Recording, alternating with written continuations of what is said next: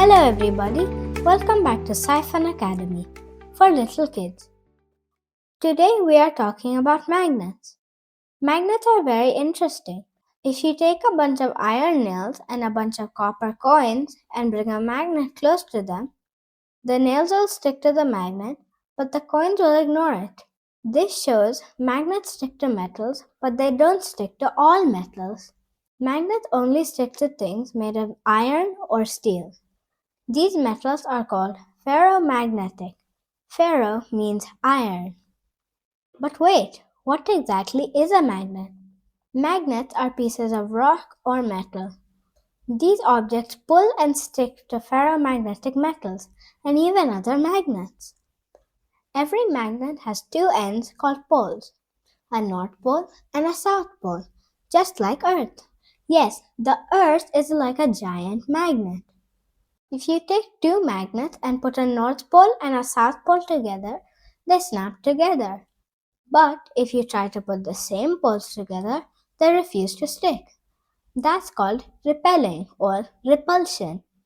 You could force them, but when you let go, they are gonna fly away and get lost. But why does that happen? Every magnet has something called a magnetic field. Imagine lines flowing out from the North Pole and into the South Pole. When you try to push the same poles together, the lines coming out of the North Pole of both magnets squish together, so they repel. But what happens if you put a North Pole and South Pole together?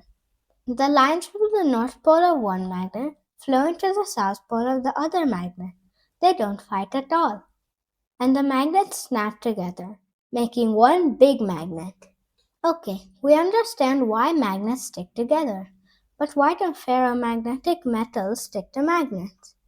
That's because a ferromagnetic metal is made of millions of tiny magnets inside it. Usually, they are arranged randomly and they cancel each other out. But if you bring a magnet close to it, the opposite poles in the metal get attracted to it and they line up like in a parade. And the metal temporarily becomes a magnet. So, if you take a nail and bring a magnet, it will stick. I'm sure you are shouting at your screen, tell me something I don't know.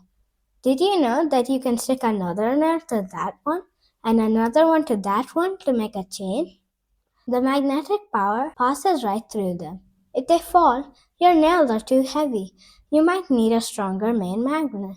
Try doing this at home yourself and see how long a chain you can make, maybe even a cool sculpture. Quiz time! Question 1.